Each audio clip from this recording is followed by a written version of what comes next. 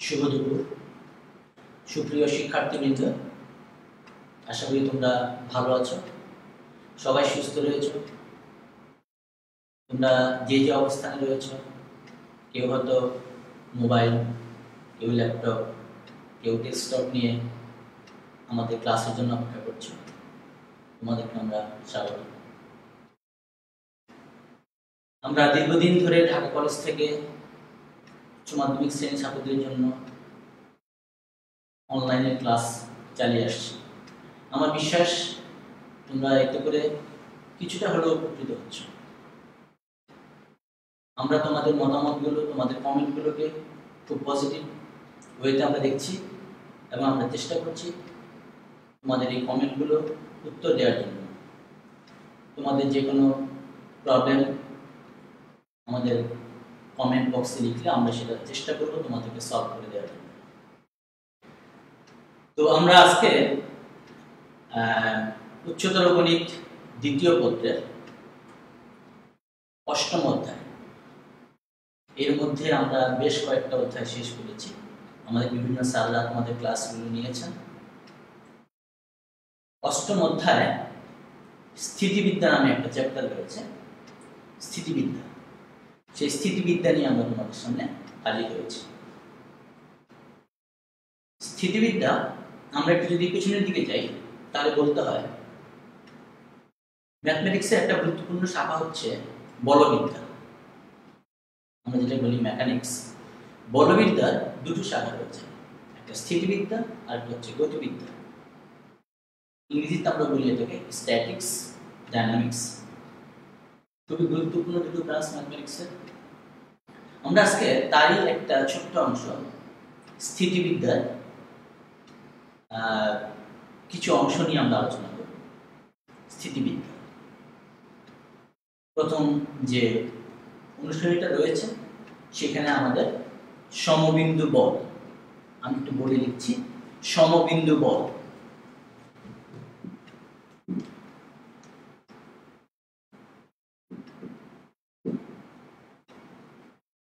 সমবিন্দু বল, আমার বিশ্বাস তুমি দেখতে পাচ্ছ। সমবিন্দু বল নিয়ে আমরা আজকে আলোচনা করব। আমরা আগের ক্লাসগুলোতে বল সম্পর্কে বিস্তারিত জেনেছি, বল কাকে বলে। আমরা সেই দিকটা আজকে যাব না, বলের একক তোমরা শিখেছো, ফিজিক্সে পড়েছো, আমরা আজকে সেদিকে যাব না। আমরা আজকে সমবিন্দু বল নিয়ে আলোচনাটা আমাদের সীমিত রাখার চেষ্টা করব। তাহলে বলকে যদি আমরা বুঝতে পারি, সমবিন্দু বল কি? সমবিন্দু বল কি? সমবিন্দু বল হচ্ছে একাধিক বলের ক্রিয়াবিন্দু যদি একটা বিন্দুই হয় তাহলে সেই বলগুলোকে আমরা বলবো সমবিন্দু বল। অনুশীলনী 8.1 এই অনুশীলনীর মধ্যে সমবিন্দু বল নিয়ে প্রবলেম দেওয়া আছে, আলোচনা করা আছে। যেমন একটা বল, এদিকে আরেকটা বল কাজ করছে, এদিকে আরেকটা বল কাজ করছে। তাহলে এই বলগুলো, এই যে তিনটা বল আমি দেখালাম, ও বিন্দু থেকে একটা ও এ বরাবর, একটা ও বি বরাবর, আরেকটা বল ও সি বরাবর কাজ করছে। তাহলে এই তিনটা বলের ক্রিয়া বিন্দু হচ্ছে ও বিন্দু, অর্থাৎ একটাই বিন্দু। এই ধরনের বলগুলোকে বলা হচ্ছিল সমবিন্দু বল।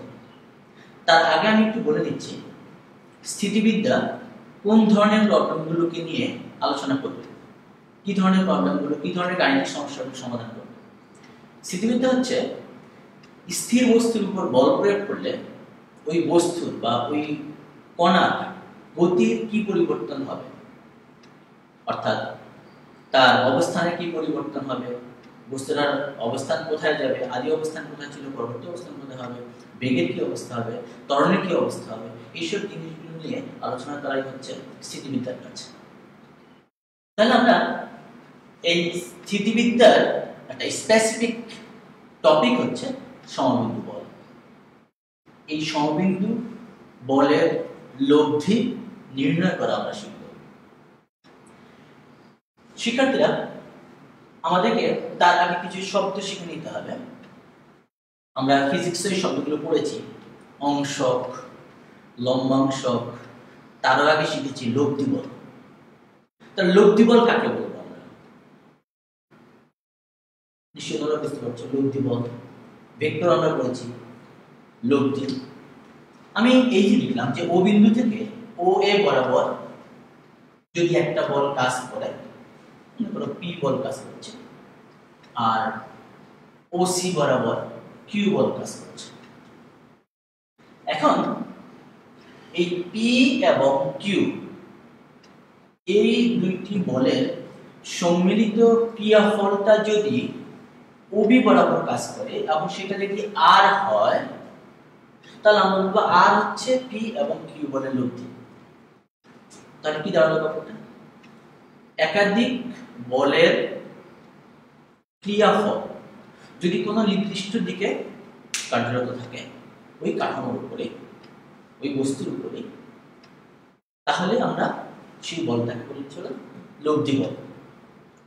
এখন এই পি এবং কিউ এই দুটো বলের লব্ধি বল আমাদেরকে বের করতে হবে। আপাতত আমরা দুটো বল নিয়ে আলোচনা করব, তারপরে আমরা একাধিক বলের লব্ধি কিভাবে নির্ণয় করব এবং বলের দিক, মান এবং দিক দুটো নিয়ে আলোচনা করব।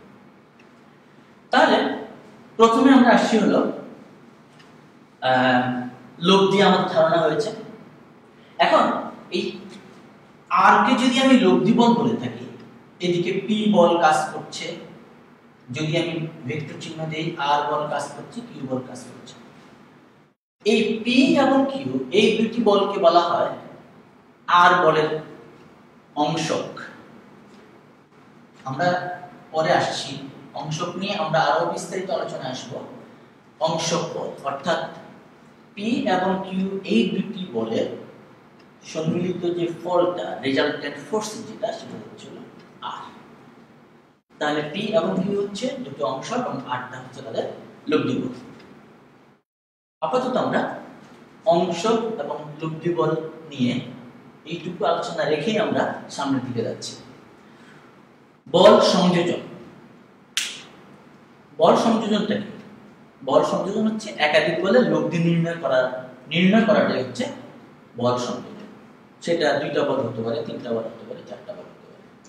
আমরা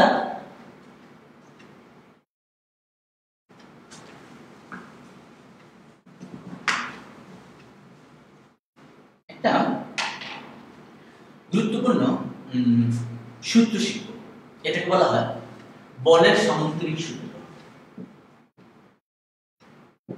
বলের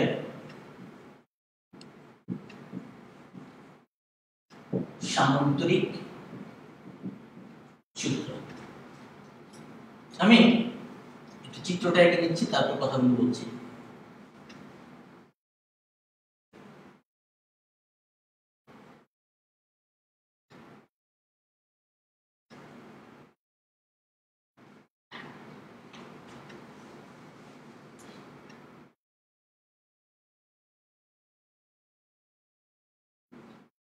ও এ ও বি,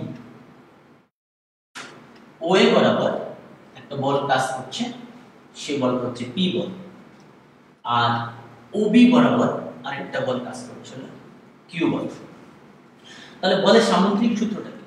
বলের সামন্তরিক সূত্র বলছে যে কোনো এক বিন্দুতে ক্রিয়ারত বা কার্যরত দুইটি বলকে যদি একটি সামান্তরিকের দুইটি সন্নিহিত বাহু দ্বারা প্রকাশ করা যায়, তাহলে ওই দুইটি বলের লব্ধি হবে ওই সামান্তরিকের ওই বিন্দুগামী কর্ণ। আবার বলছি, যেমন ও এ বি এবং সি একটা সামান্তরিক। এই ও এ বি সি সামান্তরিকে ও এ বরাবর পি মানের বলটা কাজ করছে, ও বি বরাবর কিউ মানের বলটা কাজ করছে। যদি এই দুইটা ও এ এবং ও বি যদি একটা সামান্তরিক দুটো সন্নিহিত বাহু হয়, তাহলে ও এ এবং ও বি এই দুইটা বলের লব্ধি বলটা কাজ করবে হলো ও A B C সামান্তরিকের Karna O C বরাবর, এবং লব্ধির মানটা হবে ও বি এর মান। তাহলে আমরা এখান থেকে বলের মান পাচ্ছি। যদি আমরা মনে করি যে সেটাকে আমরা যদি আর ধরে নেই, তাহলে আমরা লিখতে পারছি OA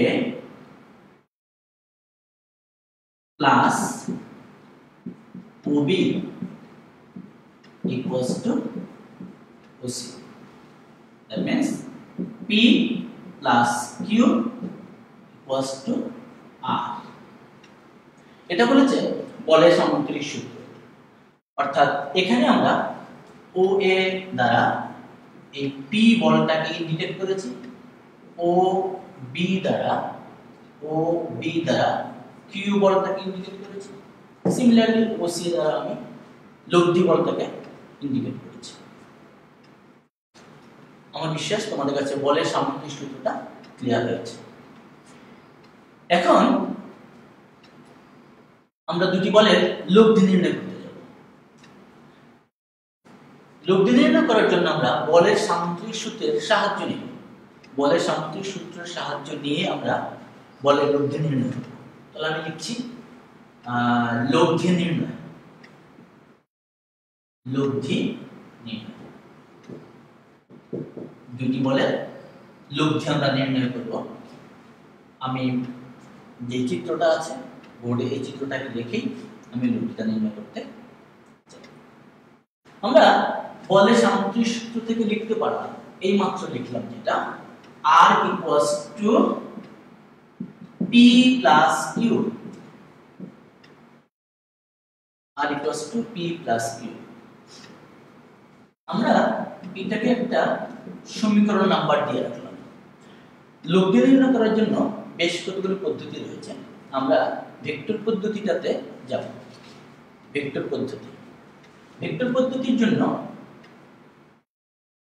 আমরা R equals to P plus Q vector ইকুয়েশনটাকে উভয় দিকে R equals to P plus Q এই ভেক্টর ইকুয়েশনটাকে আমরা উভয় দিকে R ভেক্টর দ্বারা ডট গুণন করব। R ডট R আমরা লব্ধি নির্ণয় করছি, লব্ধি নির্ণয় করব, তার সাথে লব্ধির দিক নির্ণয় করব। equals to P plus Q R dot, আবার বলছি উভয় দিকে আমরা R ভেক্টর, বা পাশে আমরা আচ্ছা একটু R ডট R সমান P plus Q, এখানে আমরা লিখছি P plus Q dot P plus Q, অর্থাৎ স্ব ভেক্টর দিয়ে আমরা ডট গুণন করছি, বা পাশে R আর ডান পাশে P plus Q। এটা করা যায় আমাদের ভেক্টরের যে নিয়ম রয়েছে। এখন তোমরা নিশ্চয়ই জেনেছ যে ডট গুণন এবং ক্রস গুণন ভেক্টরের মধ্যে আমাদের দুটো গুরুত্বপূর্ণ গুণ রয়েছে। ডট গুণন হচ্ছে যেমন একটা ভেক্টর যদি A হয় আর আরেকটা ভেক্টর যদি B হয়, then A dot B equals to AB cos theta। এটা তোমরা জানো, A dot B equals to AB cos theta। তাহলে R dot R, এখানে A হলো A ভেক্টরের মান, B হচ্ছে B ভেক্টরের মান, এবং থিটা হচ্ছে A এবং B এই দুটো ভেক্টরের মধ্যবর্তী কোণ। R dot R যদি আমরা লিখতে চাই তাহলে R cos R এবং R ভেক্টরের মধ্যবর্তী কোণ এখানে 0। তাহলে R dot R cos 0। P dot P dot P dot Q plus Q dot P plus Q dot Q। তাহলে R dot R স্কয়ার, আমরা ভেক্টরটার মান পেয়ে গেলাম R স্কয়ার cos 0 মানে 1।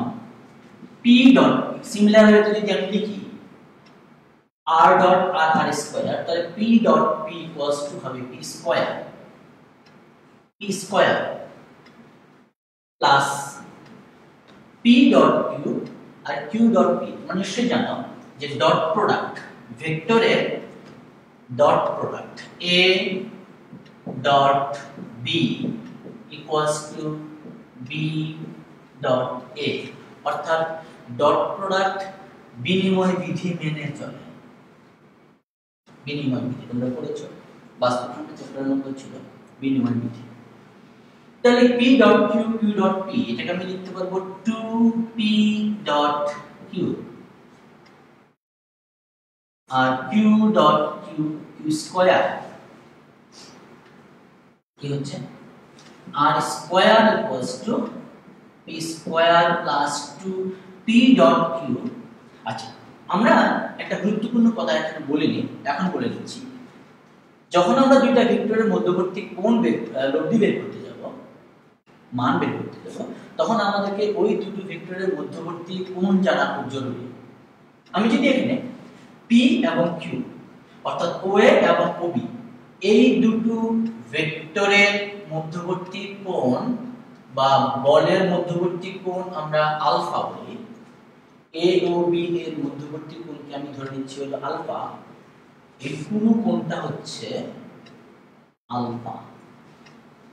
আর OC রেখাটা অর্থাৎ লব্ধির ক্রিয়া রেখাটা OA বলের সাথে P বলের ক্রিয়া রেখার সাথে অথবা প্রথম বলের ক্রিয়া রেখার সাথে আমরা ধরে নিচ্ছি এটা থিটা কোণ উৎপন্ন হচ্ছে, অর্থাৎ AOC ইকুয়ালস টু হচ্ছে থিটা।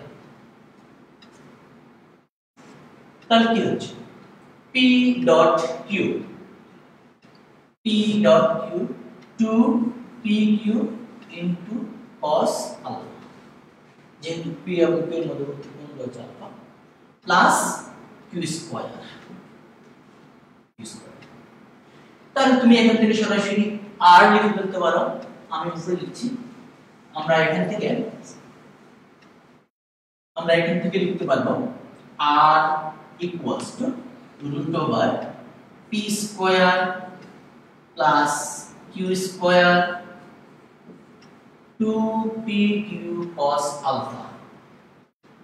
এটা হচ্ছে p এবং q এই দুইটি ভেক্টরের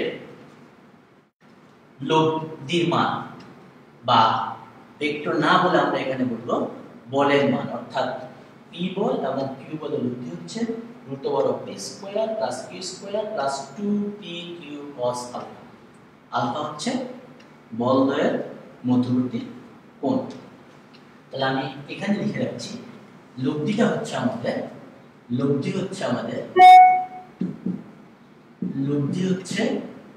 r equals to root over of p square plus q square 2pq into cos alpha।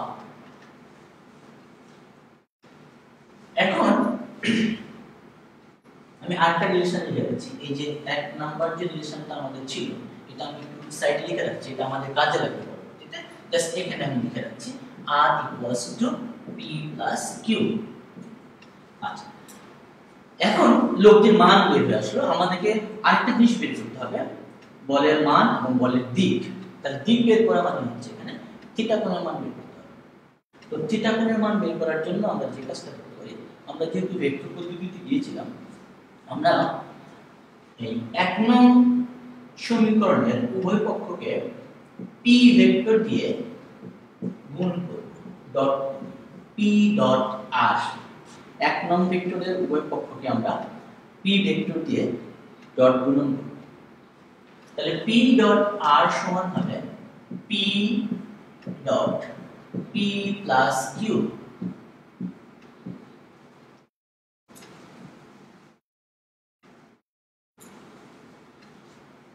এখান থেকে p dot r equals to p dot p plus p dot q। p dot r অর্থাৎ a dot p, তাহলে p r, p হচ্ছে বলের মান p into r into cos p এবং r এর মধ্যবর্তী কোণটা হচ্ছে আমাদের এখানে থিটা। তাহলে p r cos theta, p r cos theta equals to p dot p square plus p cross q, তার মানে p q cos alpha। আমরা উভয় দিক থেকে একটা p কমন নিয়ে যদি বাদ দিয়ে দেই, p আর এখান থেকে একটা p যদি আমরা উভয় দিক থেকে কমন নিয়ে বাদ দিয়ে দেই, তাহলে আমরা পাবো r cos θ p q cos alpha। r cos θ p q cos alpha। এটাকে আমরা একটা সমীকরণ নাম্বার দিয়ে রাখতে পারি, এটা আমাদের কাজে লাগে। এরপরে এক নং সমীকরণটাকে আমরা আবার p ভেক্টর দিয়ে ক্রস গুণন করব। p cross r equals to p cross p plus q। আমি ভেক্টর গুণনগুলো নিয়ে তোমাদের সাথে আলোচনা করছি না, এগুলো আমাদেরও ভেক্টর চ্যাপ্টারে পড়ানো হয়েছে, আর তোমরা ফিজিক্স ফিজিক্সগুলো পড়েছো, নিচে ক্লাসগুলোতেও পড়েছো, এটা যেমন বিশেষ তোমাদের এখানে সমস্যা হওয়ার কথা না। তাহলে p cross r equals to p cross p plus p cross q। আমরা এটা জানি a cross b equals to eta ab sin θ। যদি থিটাটা a এবং b এর মধ্যবর্তী কোণ হয়, এখানে আসলে এই থিটার সাথে এই থিটা কোনো লিঙ্ক নেই, এটা আমি বলেছি a এবং b ভেক্টরের মধ্যবর্তী কোণের জন্য বলেছি। তাহলে এটা হচ্ছে একটা একক ভেক্টর। এই একক ভেক্টরটা হচ্ছে a এবং b যেই তলকে ধারণ করে সেই তলের উপর একটা লম্ব একক ভেক্টর। a এবং b ভেক্টরটা যে তলকে ধারণ করে সেই তলের উপর লম্ব একটা একক ভেক্টর হচ্ছে। তাহলে p ক্রস r, এটাকে আমি লিখতে পারবো এটা p r sin p r, মধ্যবর্তী কোণ হচ্ছে sin θ, p ক্রস p তাহলে হবে এটা p sin 0 প্লাস এটা p q sin p এবং q এর মধ্যবর্তী কোণ হচ্ছে। এখান থেকে আমরা p ইটাকে বাদ দিয়ে দিলে আমরা এখান থেকে লিখতে পারি r sin θ equals to p sin 0 means 0। আচ্ছা, আমরা একটা লাইন লিখে নিই, এটা 0 হয়ে যাবে টোটালটা, তাহলে এখানে থাকবে আমাদের q sin 0 p q sin alpha, তাহলে p বাদ দিলে q sin alpha, p আর sin θ, r sin θ, এটা p। তাহলে আমরা এখান থেকে পাচ্ছি হলো r sin θ equals to r sin θ equals to q sin alpha। এটা একটা relation. r cos θ equal to p plus q cos alpha। এই রিলেশনটাকে আমি ইকুয়েশন নাম্বার দিলাম নাম্বার 3। আমাদের টার্গেট হলো r এর মান পেয়েছি, আমরা θ বের করতে চাই। θ এখানে দেখো sin θ এবং cos θ পেয়ে গেছি, খুব সহজ। এইসব ক্ষেত্রে sin θ cos θ পাওয়া গেলে tan θ আমরা খুব সহজেই বের করতে পারি। এখান থেকে tan θ বের করতে পারলে সেখান থেকে আমরা θ এর মান বের করতে পারি। সেটা কি করতে হবে? তাহলে আমরা 3 নং সমীকরণকে 2 নং সমীকরণ দিয়ে ভাগ করব। 3 নং সমীকরণকে আমরা 2 নং সমীকরণ দিয়ে ভাগ করব, তাহলে হবে r sin θ number 3 divided by number 2, r sin θ by r cos θ equals to q sin alpha divided by p plus q cos alpha। আমাদের এগুলো লাগবে না, আমরা এখান থেকে tan θ equals to q sin alpha by p plus q cos alpha। সুতরাং যেটা হচ্ছে tan inverse q sin alpha p plus q cos alpha. এটা হচ্ছে লব্ধির দিক, আগেরটা হলো লব্ধির মান আর এটা হচ্ছে লব্ধির দিক। অর্থাৎ লব্ধির ক্রিয়া রেখাটা পি বলের ক্রিয়া রেখার সাথে অর্থাৎ ও এর রেখার সাথে tan inverse q sin alpha divided by p plus q cos alpha পরিমাণ কোণ উৎপন্ন করছে। তাহলে আমরা বলের মান পেয়ে গেলাম এই ফর্মুলা থেকে আর বলের দিক পেয়ে যাবে এই ফর্মুলা থেকে। শিক্ষার্থীরা নিশ্চয়ই তোমাদের কাছে এই জিনিসটা ক্লিয়ার হয়েছে। এখন এখানে অবশ্যই একটা শর্ত থাকবে, শর্তটা হচ্ছে এই p plus q cos alpha, p plus q এই cos আলফা এর মানটা 0 হতে হবে। কারণ p plus q cos alpha equals যদি 0 হয়ে যায় তাহলে এখানে p প্লাস q cos আলফাটা 0 হয়ে গেলে এই থিটা এর মানটা আনডিফাইন্ড হবে। তাহলে আমরা দুটো বলের লব্ধি আমরা এই বলের সামঞ্জস্য সূত্র দিয়ে বের করতে পারি, লব্ধির মান এবং লব্ধির দিক। আমি এই দিকটা একটু লিখে রাখছি, তারপর আমি বাকিটা মুছে ফেলবো। tan থিটা আমার লাগবে পরবর্তীতে ইকুয়েশনটা q sin alpha divided by p plus q cos alpha. এটা আমরা পরবর্তীতে লাগবে ইউজ করব। এখন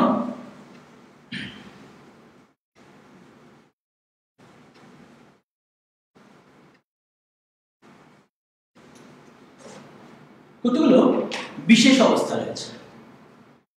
বিশেষ অবস্থাটা হচ্ছে আমরা এটাকে বলি স্পেশাল কেস। আমি যদি এক নম্বরে চিন্তা করি, কারণ আর এর মানটা এখানে আলফা এর উপর নির্ভরশীল, আলফা এর উপর নির্ভরশীল অর্থাৎ দুটো বলের মধ্যবর্তী কোণের উপর নির্ভরশীল। আলফা এর মান বাড়বে বা কমবে আর বলের মান সেই অনুপাতে কমবে বা বাড়বে। যেমন এক নম্বরে আমি যদি বলি আলফা ইকুয়ালস টু 0 ডিগ্রি, অর্থাৎ বল দ্বয়ের মধ্যবর্তী কোণ যদি 0 ডিগ্রি হয়, 0 ডিগ্রি হয়, তাহলে r ইকুয়ালস টু কি দাঁড়াবে? r ইকুয়ালস টু হবে root over of p square plus q square plus 2pq। Alpha equals to 0 degree মানে দুটি বলের ক্রিয়া রেখা, এটা হলো OA, তারপর এটা P বল, আর এখান থেকে হয়তো আরেকটা বল কাজ করছে Q বল, অর্থাৎ P বল এবং Q বল বা এই রেখাটার উপরেও সেটা হতে পারে। দ্যাট মিন্স দুটি বলের মধ্যবর্তী কোণ হচ্ছে 0, দুটি বলের মধ্যবর্তী কোণ হচ্ছে 0, অর্থাৎ দুটি বলের ক্রিয়া রেখা একই দিকে কাজ করছে। তাহলে এটাকে আমি লিখতে পারবো P প্লাস Q। এবং এই p প্লাস q কে আমরা বলি লব্ধির বৃহত্তম মান, লব্ধির বৃহত্তম মান, অথবা আমরা অনেক সময় এইভাবে লিখি r max ছোট করে, অর্থাৎ লব্ধির বৃহত্তম মানটা হচ্ছে r max। r max হচ্ছে p প্লাস q। তাহলে দুটি বলের সবচেয়ে বড় লব্ধি পাওয়া যাবে, বেশি লব্ধি পাওয়া যাবে, সেটা হবে p প্লাস q। কখন? যখন বল দুটোর মধ্যবর্তী কোণ হবে 0 ডিগ্রি। দুই নম্বর কেসে আমরা আসতে পারি আলফা ইকুয়ালস টু যদি 180 ডিগ্রি হয়, জাস্ট রিভার্স 180 ডিগ্রি, একটা বল এদিকে কাজ করছে এবং তার বিপরীত দিকে কাজ করছে, ও বিন্দু p বল কাজ করছে ওদিকে, q বল কাজ করছে। তাহলে সেই ক্ষেত্রে লব্ধিটা কি হবে? সেই ক্ষেত্রে r ইকুয়ালস টু হচ্ছে এটা root over p square plus q square cos 180 minus 1 minus 2pq equals to p minus q, sorry, equals to p minus q, p minus q। এখানে p বলটা মান q বলের মান থেকে বড় হবে, r ইকুয়ালস টু হবে p minus q। তাহলে আমরা বুঝতে পারছি এখান থেকে যে বলদ্বয়ের লব্ধি কিসের উপর নির্ভর করছে? তাদের মধ্যবর্তী কোণের উপর। এই আলফা এর মান যদি বাড়তে থাকে তাহলে লব্ধি কমতে থাকবে, আর আলফা এর মান যদি কমতে থাকে তাহলে লব্ধি বাড়তে থাকবে। এই আলফা যদি 0 ডিগ্রি হয়ে যায়, দুইটা বল ক্রিয়া রেখা ওভারল্যাপিং হয়ে যাবে, তখন লব্ধির মান হবে সবচেয়ে বড় মান। আর যখন বিপরীতমুখী হবে তখন হবে লব্ধি মানটা হবে সবচেয়ে ছোট মান, এবং এটাকে আমরা বলি লব্ধির ক্ষুদ্রতম মান, এবং আমরা এটাকে আর মিন লিখতে পারি, অথবা লব্ধির ক্ষুদ্রতম মান হচ্ছে r = p - q, আর বৃহত্তম মান হচ্ছে p + q। আরো কিছু অবস্থা রয়েছে। আমরা যদি আলফা = π/2 নেই, তাহলে r কি হবে? r √p² + q² cos 90 degree 0, cos 90 degree 0, r হবে √p² + q²। অর্থাৎ দুটি বলের ক্রিয়া রেখা যদি একটা আরেকটার উপর লম্ব হয়, জাস্ট লম্ব হয়, তাহলে লব্ধির মান হবে √p² + q²।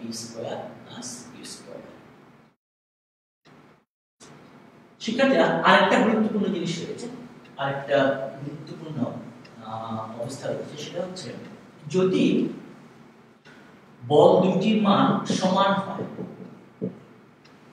p = q যদি হয় বল দুটির মান, তাহলে লব্ধির কি অবস্থাটা হবে? r √p² + p² + 2p × p × cos alpha, p² + p² + 2p × p cos alpha, p² + 2p² cos alpha।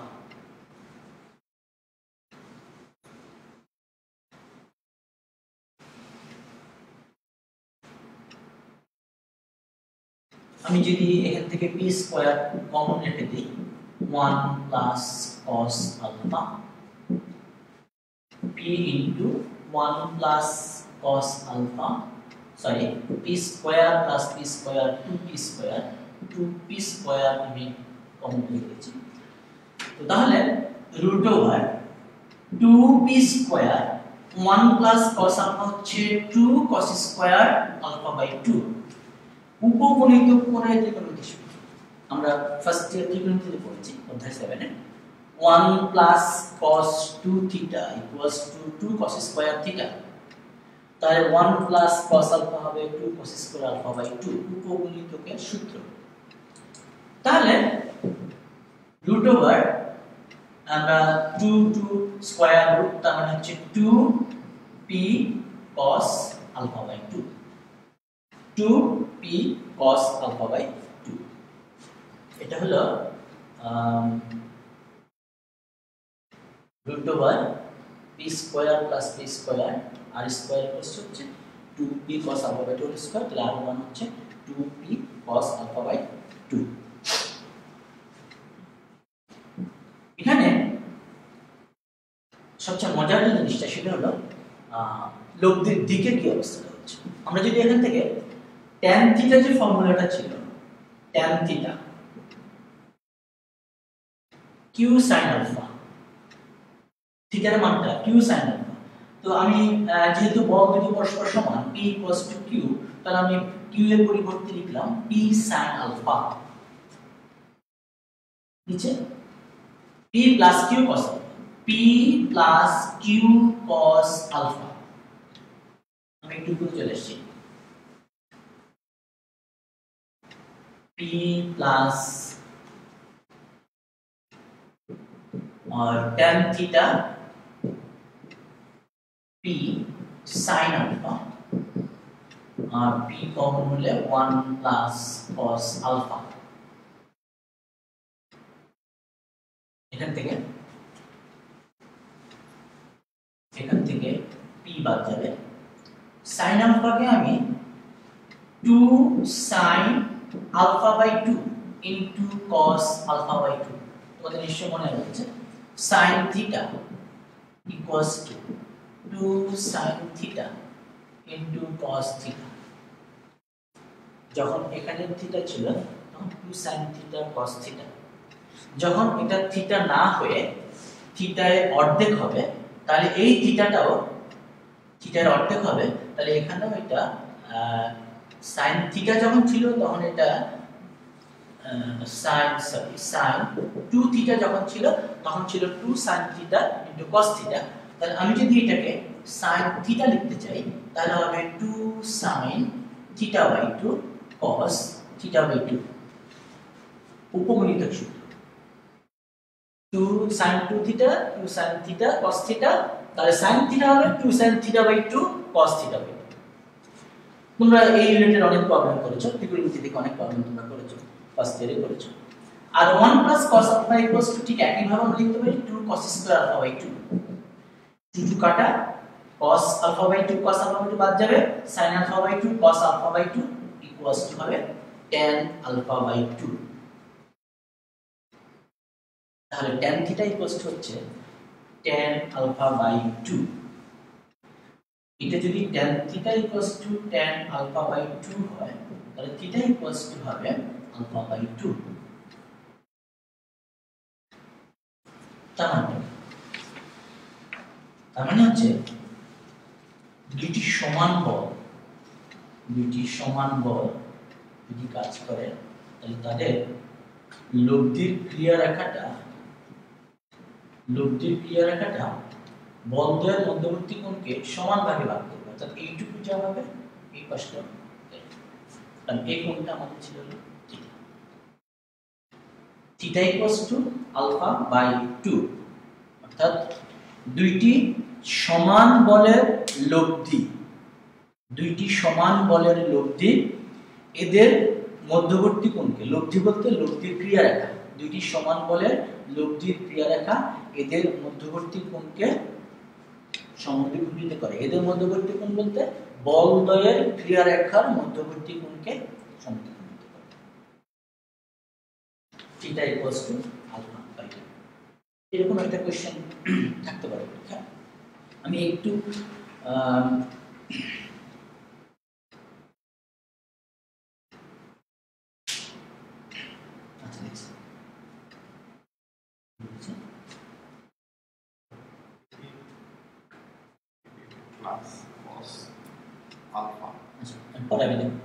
Theta equals to alpha by 2।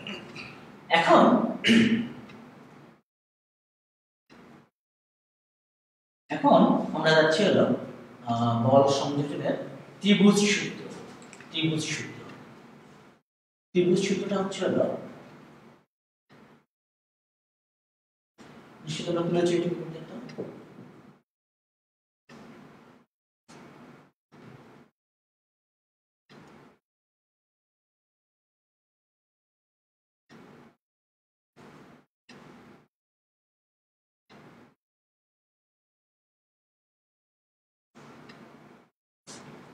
ওকে, বলের ত্রিভুজ সূত্র।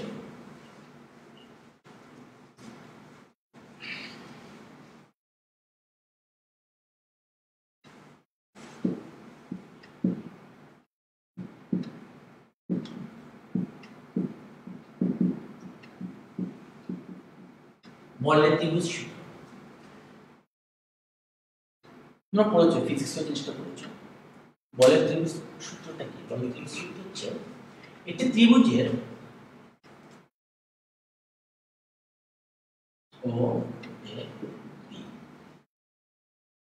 আমরা যে বলগুলো নিয়ে আলোচনা করছি এগুলো সমতলীয় বল, সবগুলো বলের ক্রিয়ারেখা কিন্তু একই বিন্দুতে অবস্থান করছে, একই তলে অবস্থান করছে। তাহলে বলের ত্রিভুজ সূত্র বলছে যে একটি ত্রিভুজের দুইটি বাহু বরাবর একই সময়ে ক্রিয়ারত দুইটি বলকে যদি একটা ত্রিভুজের দুইটি বাহু বরাবর দিকে ও মানে একই ক্রমে প্রকাশ করা যায় তাহলে ওই ত্রিভুজের তৃতীয় বাহুটা তাদের লব্ধিকে বিপরীত ক্রমে প্রকাশ করবে। অর্থাৎ OA plus AB, OA plus AB equals to হবে OB, OA plus AB equals to হবে ওবি।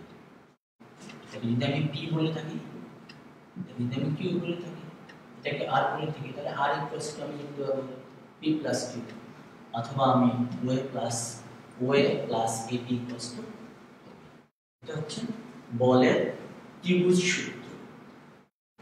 এটা আসলে সেই ভেক্টর যোগের ত্রিভুজ সূত্র আর বলের ত্রিভুজ সূত্রটা একই জিনিস। বলের ত্রিভুজ সূত্র আর ভেক্টর যোগের ত্রিভুজ সূত্রটা একই জিনিস। এখন আমরা যাব হলো বলের ত্রিভুজ সূত্রের আরেকটা সূত্র রয়েছে, বহুভুজ সূত্র। ত্রিভুজ সূত্র যেমন বলেছে একটা ত্রিভুজের দুইটি বাহু দ্বারা, একতলীয় বলের ক্ষেত্রে দুইটি বাহু দ্বারা যদি দুইটি বলকে দিকেও মানে একই ক্রমে, ক্রমে বলতে ওএ বরাবর এবি বরাবর, বিপরীত ক্রম বলতে ওবি বরাবর, না হলে হতো ওএ এবি বি। তো বহুভুজ সূত্র বলছে যে একটি বহুভুজের ভিন্ন ভিন্ন বাহু বরাবর যদি একাধিক বল কাজ করে, একাধিক বল যদি একই ক্রমে কাজ করে মানে ওদিকে, তাহলে এর সর্বশেষ যে বাহুটা থাকবে সেই বাহুটা তাদের লব্ধিকে বিপরীত ক্রমে প্রকাশ করবে। বহুভুজ সূত্র।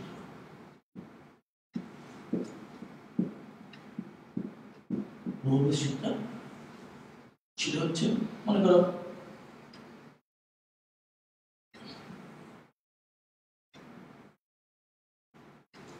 আমরা এই সূত্রটাকে একটা বাহু, দুইটা, তিনটা,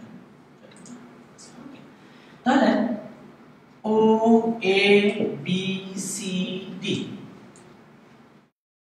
ও এ বরাবর একটা বল কাজ করছে, এ বি বরাবর আরেকটা বল কাজ করছে, তাহলে ও এ এবং এ বি এই দুটো বলের লব্ধি তখন কাজ করবে হলো এই যে ও বি বরাবর। একই সূত্র, বলের ত্রিভুজ সূত্র, O A plus A B equals to হবে O A plus A B equals to হবে ওবি। ঠিক একই ভাবে এই দিকে যদি আরেকটা বল কাজ করে, আমি যদি এই কর্ণটাকে যোগ করে দেই, এই বল আর এই বল অর্থাৎ পি বল কিউ বল, এই দুটো বলের লব্ধি হচ্ছে ওবি। ঠিক এখানে যদি আরেকটা বল আর থাকে, তাহলে একটা এই দুটো বলের লব্ধি আর এই বলের লব্ধি হয়ে যাবে তখন। আর এরপরে যেটা হবে, এই তিনটা বলের লব্ধি এই বলের লব্ধি তখন কাজ করবে। এটা বলে বহুভুজ সূত্র। ত্রিভুজ সূত্র থেকে আমরা বহুভুজ সূত্রটা পেয়েছি। এখন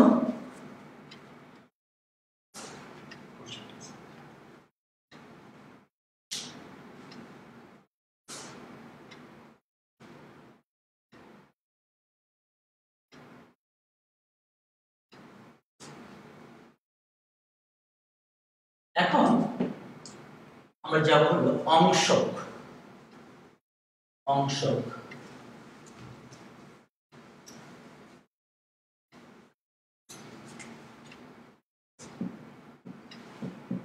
অংশক একটা অংশক, তার আগে আমরা বলছিল বিভাজন। বলের সংযোজন যেমন বলেছিলাম, বলের বিভাজন। বিভাজন হচ্ছে একটি বলকে ভেঙে যদি একাধিক বলে ভাগ করা যায়, তো একাধিক বলে ভাগ করার যে প্রক্রিয়াটা সেটাই হচ্ছে বলের বিভাজন। একটি বলকে ভেঙে একাধিক বলে ভাগ করার যে প্রক্রিয়াটা সেটাকে বলা হচ্ছে বিভাজন। বিভাজনটা দুই রকম হতে পারে। একটা লিখেছি আমি অংশক, যেমন আর একটা বল কাজ করছে কোন নির্দিষ্ট রেখা বরাবর, আর এই বলটা হচ্ছে আমরা যখন শুরু করেছিলাম, আজকে প্রথমে ক্লাসটা শুরু করেছিলাম, তখন আমরা বলেছিলাম যে পি এবং কিউ এই দুটো বলের লব্ধি হচ্ছে আর বল। তাহলে আমি যদি আর বলকে বিভাজন করে নেই, তাহলে বিভাজনের একটা অংশ হচ্ছে পি আর একটা হচ্ছে কিউ। পি এবং কিউ এর বিয়োগফলটা হচ্ছে আর। তাহলে এই পি এবং কিউটা হচ্ছে হলো অংশক, আরটা হচ্ছে লব্ধি। তাহলে এই পি এবং কিউ কে আমি বলছি হলো অংশক। আরেকটা শব্দ আছে, এটাকে আমরা বলি লম্বাংশক। লম্বাংশক এই P এবং Q এই দুইটা বলের মধ্যবর্তী কোণটা যদি সে এটা হলো R, এই বলটা এই আনুভূমিক বরাবর এবং উল্লম্ব বরাবর এই দুইটি বল অর্থাৎ এই অংশকদ্বয়ের মধ্যবর্তী কোণ যদি 90 ডিগ্রি হয়, তখন আমরা এটাকে বলবো এই দুইটা তখন হয়ে যাবে হলো লম্বাংশক। অংশক বলদ্বয়ের মধ্যবর্তী কোণ যখন 90 ডিগ্রি হবে, তখন আমরা বলবো যে এটা হলো লম্বাংশক। লম্বাংশক। এখন তাহলে অংশক এবং লম্বাংশকের মধ্যে পার্থক্যটা হচ্ছে, লম্বাংশক হতে হলে অংশক বলগুলোর মধ্যবর্তী কোণ অবশ্যই 90 ডিগ্রি হতে হবে, আর লম্বাংশক হতে হলে আর অংশক যে কোনো কোণে থাকতে পারে।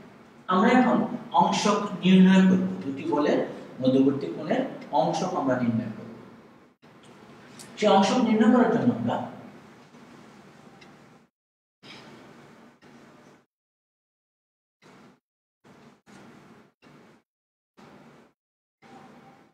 অংশক নির্ণয় করার জন্য আমরা সেই সামুদ্রিক সূত্রের সাহায্য নেব। আবার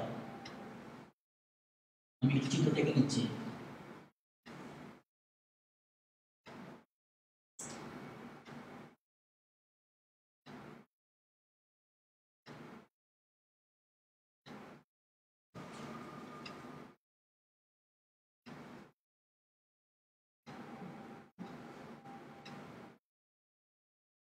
আমাদের সামুদ্রিক আকারে হলে ভালো হতো, আমরা এভাবে চিত্রটা ঠিক করে নিই, তাহলে আমাদের বুঝতে কষ্ট হবে। আমরা x আর OX OY, এখানে আমরা একটা অংশ কেটে নিই, এখানে একটা অংশ আমরা কেটে নিচ্ছি OA, আর এখানে OB, ওইটা হচ্ছে P বল আর ওইটা হচ্ছে Q বল। তাহলে OA এবং OB এর লব্ধি যদি আমি বের করতে চাই, তাহলে আমাকে এই সামান্তরিকটা এঁকে সেই সামান্তরিকে কর্ণ দিয়ে আমাকে তার লব্ধিকে বের করতে হবে। তাহলে এখন এখানে আমি বলছিলাম যে এটা হলো R বলটা, আমরা এর অংশক P এবং Q কে বের করতে যাচ্ছি।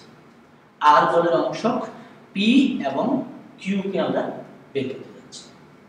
এখন এই অংশক বের করতে গিয়ে আমি ধরে নিচ্ছি যে P বলের ক্রিয়া রেখাটা OX বরাবর এবং Q বলের ক্রিয়া রেখাটা OY বরাবর কাজ করছে, এবং এই P এবং Q এই P বলের ক্রিয়া রেখাটা R বলের ক্রিয়া রেখার সাথে P বলের ক্রিয়া রেখাটা R বলের ক্রিয়া রেখার সাথে আলফা কোণ উৎপন্ন করছে, এবং Q বলের ক্রিয়া রেখাটা R বলের ক্রিয়া রেখার সাথে বিটা কোণ উৎপন্ন করছে। এখন OA এবং OB কে একটা সামান্তরিকের সন্নিহিত বাহু ধরে আমরা একটা সামান্তরিক অঙ্কন করি, সেটা হচ্ছে OABC। OABC সামান্তরিক অঙ্কন করে নিলাম। তাহলে আমরা P বের করতে চাচ্ছি এবং আমরা Q বের করতে যাচ্ছি। P এবং Q এই R বলের অংশক। সেই P এবং Q অংশটা আমরা হয়তো আজকে টাইমের জন্য হয়তো পাচ্ছি না, আমরা নেক্সট ক্লাসে এটা বের করে দেখাবো। তবুও আমি P এর মানটা লিখে দিচ্ছি। P ইকুয়ালস টু হবে R sin alpha plus beta, R sin alpha plus beta divided by R sin beta sin alpha plus beta. P equals to R sin beta divided by sin alpha plus beta, R Q টা হবে R sin alpha divided by sin alpha plus beta. এটা হবে এই P এবং Q এই দুটো হলে অংশক, অথবা আমরা এটাকে উপাংশ বলে থাকি। P sin R sin beta by sin alpha plus beta, R sin alpha divided by sin alpha plus beta। P যখন নিব তখন sin beta, আর Q যখন নিব তখন sin alpha হবে। সুপ্রিয় শিক্ষার্থীরা, আসলে আমাদের স্থিতিবিদ্যা থিওরিটিক্যাল নলেজটা যদি আমরা না পড়ে নিই, তাহলে আমাদের প্রবলেমগুলো অনুশীলনীগুলো সলভ করা কষ্ট হবে। তো আমরা আগে এই থিওরিগুলো ক্লিয়ার করে তারপর আমরা অনুশীলনীতে যাব তোমাদের। আমি একটু রিক্যাপ করছি আমরা আজকে কি কি করলাম। আমরা শুরু করেছিলাম সমবিন্দু বল নিয়ে। সমবিন্দু বল, লব্ধি বল, বলের সামান্তরিক সূত্র খুবই গুরুত্বপূর্ণ। একটি সামান্তরিকের দুটি সন্নিহিত বাহু দুটি বলকে যদি প্রকাশ করে তাহলে ওই সামান্তরিকের কর্ণটি তাদের লব্ধিকে তৃতীয় মানে সূচিত করবে। সেই বলের সামান্তরিক সূত্র দিয়ে আমরা বলের লব্ধি নির্ণয় করেছি। বলের লব্ধি নির্ণয় বলতে বলের মান এবং দিক নির্ণয় করেছি। আমরা বলের উপাংশের কথা বলেছি, লম্বাংশের কথা বলেছি। আমরা একটু সময় স্বল্পতার জন্য উপাংশ শেষ করতে পারি। আমরা পরবর্তী ক্লাসে উপাংশটা নির্ণয় করে সামনের দিকে অগ্রসর হব। আমরা তোমাদের মতামতগুলো দেখে আমরা নিশ্চয়ই তোমাদের উত্তর দেওয়ার চেষ্টা করব। সবাই ভালো থেকো, সুস্থ থেকো। ধন্যবাদ সবাই।